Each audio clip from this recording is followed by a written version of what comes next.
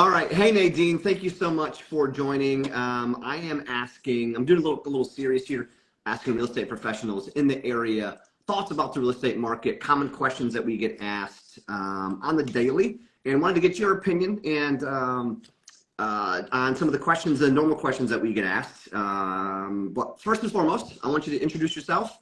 Tell us who you are, where you're from, and all that good stuff. All right. Well, thanks for having me. My name's Nadine Morgan.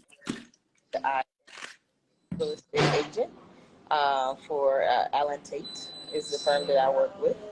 And this is, I'm going on year 4 in real estate. I started in the great year of 2020.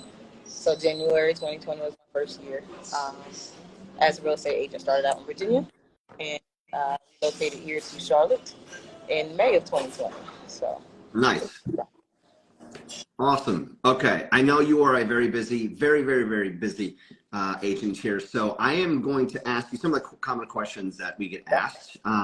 First question is, so should you, and this is right now, this is a fantastic question because it is the holidays, right? And that's a lot of questions, a lot of times I get asked, and I have to defer to the experts like yourself because I'm just a money guy. So I don't know about all the listing of the houses and all that around this time of year, but should you or should you not put your home on the market at this time of year, or should you wait until after the holidays? I feel like it depends on what your goal is, right? So definitely getting that question a lot. And, are you ready? Is going to be the first question. Are you ready? And if they're ready, we can make it happen as soon as you want, or we can delay. But we know during the holidays, a lot of people are going to get your really serious buyers. So people who are looking for houses now, they're not playing, they're not looking around for, weeks on end. It's, let's get this done. I actually had a home we put on the market about a week and a half ago. Had, put it on the market, had 22 showings in 2 days, right? And this was, house under $300,000 and things like that. So I would say, it really depends on how ready you are. Let's look at, what's going on in your neighborhood, in the market and things like that. But yeah, of course, I'm going to say, let's go right now. But, as you get closer to the holiday, when we did have a Black Friday, we did a Black Friday, we put on the market. I would say, and Christmas, you're fine. Maybe week of Christmas, everybody's kind of chilling out. And then, right. Still go day after Christmas, people trying to get, their home in before that new year rolls over. And so, yeah, I would say you can definitely, put your house on the market and still be in good shape to sell. You just have to have some wiggle room and know, hey, we're going to lose a few business days. Right. And also, there are going to be some days where there might be a little bit of a lull. But also, you got your really hungry, buyers who are like, let's get this done. Yeah, because they want to get in the house, whether it be right before Christmas or right before New Year's. So, yeah, I mean, it sounds like it probably would be a good time to buy if, like you said, you got your, they're hungry. They want to be in the house before Christmas. So, that could be a game plan when it comes to that. So, another common question that we get asked all the time, especially now because the interest rates are a little bit higher. Inventory, not a ton of inventory. Is now a good time to buy? Right. Again, it's going to come down to what is your situation, and do you have the money to be able to go ahead and start the process for purchasing a home, right? Because right now, as a buyer, you have more leverage than you've had in years. You can take your time. In most cases, there are some neighborhoods where, oh, look, the little thumbs up. There are some cases where, Charlotte's pretty hot. People are still moving here. So, inventory is tight, but at the same time, things are staying on the market, a little bit longer. Right. You, as a buyer, have a little bit more leverage than you will because you have a lot of people standing on the sidelines waiting for the rates to go down. Because when those rates come down, I feel like we'll be back, talking about projections for the future. We'll be back to where we were a couple years ago, where inventory is so low. But again, we're in Charlotte. Homes are appreciating still. So they're not going down in value. You're still appreciating. They're just appreciating at a lower rate. So Right. that, you can get an inspection. You can get seller paid closing costs. And you can Right. also, all these programs, where people are buying down the rates and things like that. So you can get in the house you want. It still be affordable. And when the rates come down and everybody else is, overpaying, and things like that, you're where you want to be. You just refinance. Correct. And you're not out there, losing out on house after house after house because everybody's decided to get off the sidelines at the same time. Yeah, I mean that's a fantastic point because there are strategies that you can use, like you said, the temporary buy downs to alleviate some of those pain points when it comes to getting in the house right now because rates are a little bit higher.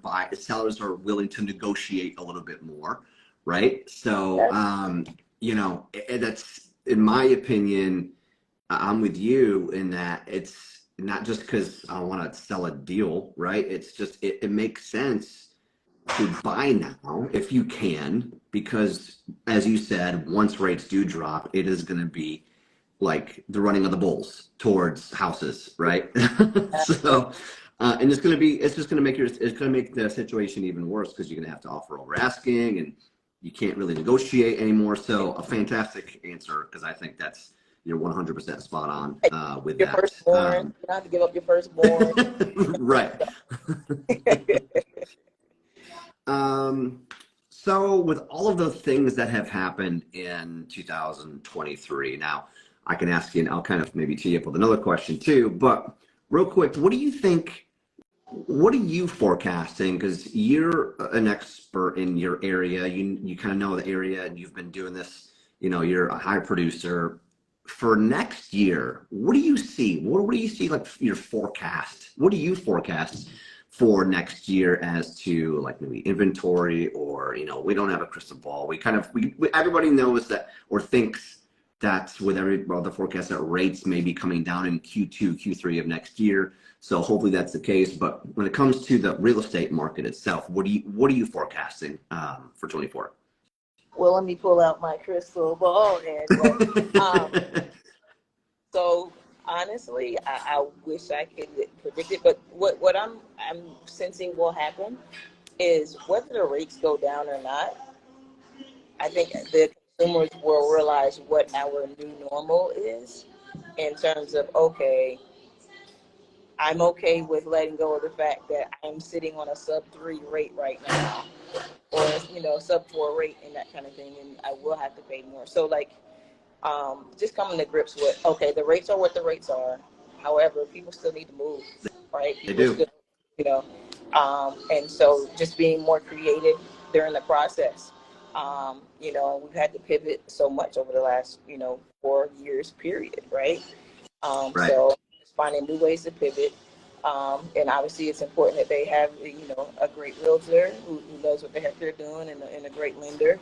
For sure. Knows how to navigate the market and things like that. But it's, again, I feel like if rates go down, everybody's going to, jump off the sidelines and, it's going to be crazy there for a second. And if they don't, if they don't come down drastically, if it's more gradual, I think we'll see what we've been seeing is, people gradually saying like, all right, we can't wait. I give up. I wave in the white towel. Let's figure this thing out. Let's either buy down a rate or we bite the bullet now and just, refinance. It's not going to be at 8 or 7 or whatever the case is forever. But if it is, thank God we got it when we got it. If it goes down, we refinance. If it stays where it is, good. You know what I mean? So I think it's the mindset of, okay, because before we are just so used to being in that sub-4 range, and a lot of people are sitting on equity in their houses. It's just like, okay, well, let's use that. Right. Because you can use that to your advantage. I mean, yes, appreciation has skyrocketed through the roof, just like rates have. But you can, there's once again strategies. Talking to somebody knowledgeable, where let's say you have a lot of debt. Let's say you have, $10,000 to $30,000 or $10,000 to $40,000 in car loans, student loans, credit cards, things like that. Altogether, you can take the equity that you've built up in that home over the last 4 or 5 years.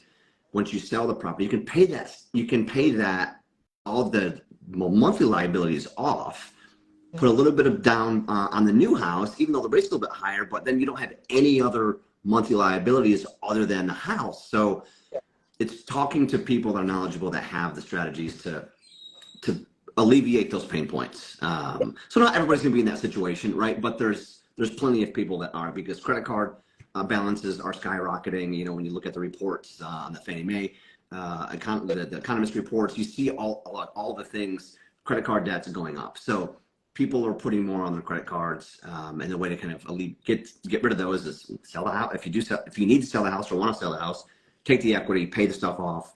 Don't run those cards back up again, but pay the stuff off and, you know, buy a new house. Hopefully, you know, within reason, it can be around that same total payment with no other debt with the new home. So, but yes, I appreciate all of that. Now I do have one final question. And this is a doozy. This is on whatever machine that is. What's that? Right now, I say you got to speak up because they decided to turn on whatever machine is used in Starbucks. Oh. It is on a million right now. Okay. All right. So, what about this lawsuit that we've been hearing about with the $1.8 billion lawsuit? What is your take on it, and what do you think could potentially happen with it? My take is that because we're in the state of, I'm licensed in North Carolina, and the way we do things in terms of buyer agency, it doesn't hurt us as much because we've been educating our buyers and sellers on the options that they have with commissions and paying, you know, agents and things like that. So Gotcha. I think, you know, there's a lot out there that is construed and things like that. I don't think that what we do as agents should be taken for granted because we do put in a lot of work. We're not out here selling for sure. That's not real life. You know, there is a lot of work that we put in. But if things are to change, then you know, some things would definitely need to, you know, we need to change some things for our first-time home buyers and things like that. And maybe that's something that we look at on the lending end Right. to allow for these things to occur. Because if you're a first-time home buyer, you don't want to be out here without an agent. No. And things like that, especially. And even a move-up buyer. That's what I'm saying. Even a move-up buyer, yeah, for sure. So, but you know, in terms of who it could hurt the most, yeah, agreed. You know, agreed. But all in all, I feel like we do things the right way here. You know, and within our firm at Allen Tate, in educating our buyers and sellers and letting them know our value up front. And so you have the decision to make. It's like, okay, is May worth it? You know, and I haven't had anybody say it wasn't yet, right? And I don't plan on making that happen. But you know, you really have to do a really good job of presenting what your value is to your buyers and your sellers, so they know exactly what they're getting. Because you know, just like with anything you're consuming out here, you want to know what you're getting. For sure, you're getting value out of what you're paying for. So. Gotcha. Awesome. Well, all right. I just want to take up too much of your time. Thank you for sitting down with me and chit-chatting about the market. I appreciate you and your partnership, and looking forward to a fantastic rest of the year in 2024. So where can they reach you, Nadine? Where can people reach you? So on Instagram, home with Coach Nay. So HOME with Coach Nay, because I used to be a coach. Actually, once a coach, always a coach. So now I'm just coaching people through their and not necessarily on the basketball court, but you know, we'll still jump in and do that too every now and then. But that's at home with Coach Nay on Instagram, definitely on Facebook. Working on YouTube channel. You can help me out with that. Instagram is where I live, and then my phone number for everybody 765-404-5034.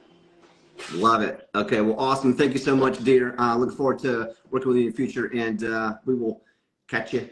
We'll see you next time. Thanks for having me. All righty. Bye-bye. Bye.